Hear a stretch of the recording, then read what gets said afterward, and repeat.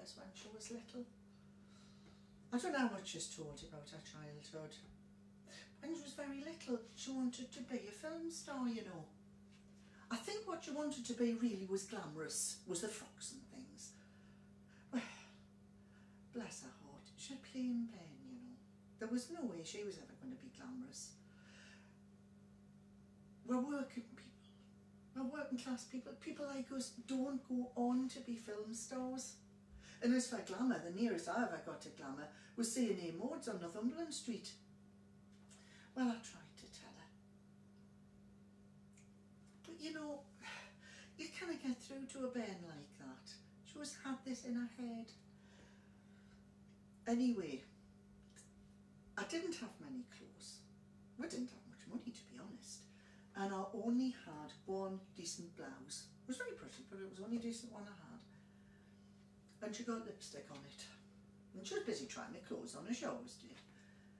And I think I got angry. And I must admit, I maybe said one or two things that I shouldn't. Maybe been a bit harsh. But I was just trying to get her to understand that you can't be a film star when you come from our little village. Anyway, what was the next thing? The next thing was that bloody pit pony.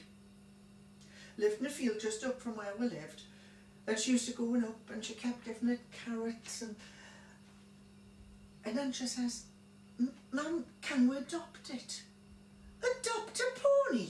I mean, where do you think we're going to get the money from? I think she had in her mind that she could ride it, you know. And I mean, she couldn't. Was at least 100 years old. Had arthritis. Had a hard life, poor thing. She kept on and on and on. I can't remember what I said, but you know, trying to get a bit of sense into her little head. Anyway, this day the pony disappeared. She was hysterical. Absolutely hysterical. She thought it had gone to the knacker man. Well, it hadn't. They'd gone to a retirement home up in Ashington where all the pit ponies go. And do you know, to this day, she still thinks I told her that. No, I wouldn't. That's a nasty thing to say to a bairn. Anyway. So what was our next little flight of fancy? I remember. Our father bought a television. Ice skating. She wanted to be an ice skater. She must have been about, I suppose about 13 at the time. She wanted to be an ice skater. Well, I mean, there was nothing more preposterous. I says to her, I said, to be an ice skater, you've got to start off when you're really young. And you've got to get up in the morning. Because, I mean, these bairns, you know, they go at the ice rink. And they're there at 5 o'clock in the morning and they do 2 and 3 hours rehearsal before they go to school. Well, my Nancy couldn't get up. She couldn't get up to go to school. And I mean the other thing, poor little soul. I don't know how to put this kindly, but you know, she was plump. She was actually quite fat. And I had this sense of balance like a dead hen. And again, you know, trying to get through to it, a little bit of realism. And all I think I ended up doing was hurting the bairn's feelings. And I mean, I loved her, you know.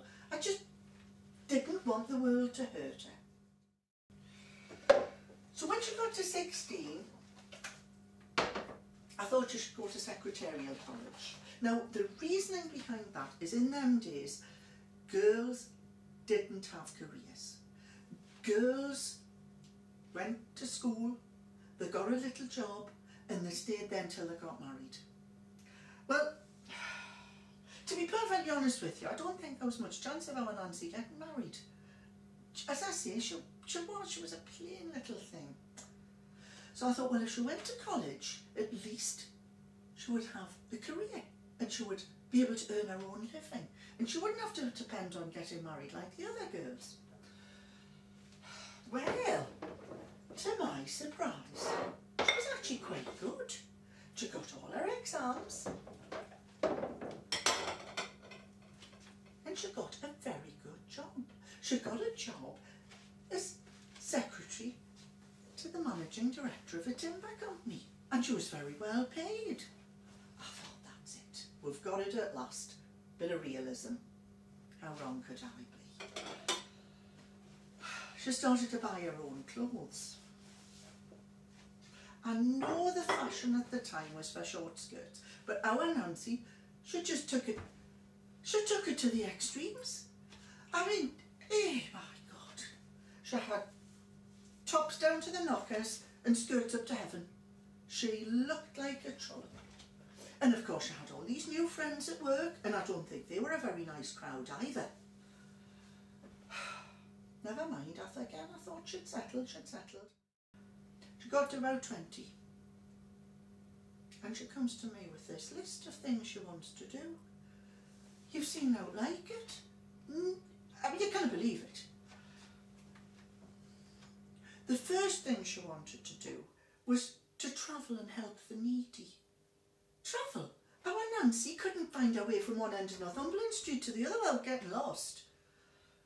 And she wanted to help the needy. Well, she couldn't look after herself. She wasn't a practical bairn, never was. So the next thing she wanted to do, now what was that? She wanted to be a teacher. Well, there was no way Nancy was going to be a teacher. Our Nancy was a dreamer. She had this vivid imagination, and she used to sit at school. This is why she didn't do very well. She used to sit in the back and daydream. All these impractical daydreams about, well, you've heard. Can you imagine her in charge of young minds? The mind boggles. Now, what was the next one? Where was I? The last one. Worst of all, wanted to be a nurse. A nurse? Our Nancy couldn't stand illness. I mean, a cut finger and she went hysterical. And, I mean, I know nurses do a good job. They really do. They work hard, but you know, they play hard. And nurses have always had a reputation for being a bit racy, as I would have said when I was a girl. Racy. I think if we really get down to it, you know, it was the uniform. She wanted to wear the uniform. And I think she wanted to put the cool hand on the fevered brow. Well, that wasn't going to happen, was it? Anyway, shortly after that, my husband died. He was very ill. Now, Nancy was annoyed. She said that he'd never been with her. He'd never been there for her when she was growing up. Now, the reason that he was never there for her was the poor soul was away working. I mean, there was no work round here. So he was away working. That's why he was never there. And when he died, he left money. Well, she couldn't wait to get her hands on that, could she? He hadn't been salting it away. We were saving up for our own house. That's what the money was. So again, after that, our Nancy decided she was going to go off in business on her own. I do hear from her from time to time. You know, she sends me postcards and I think she's doing very, very well. But I've no idea what she's doing.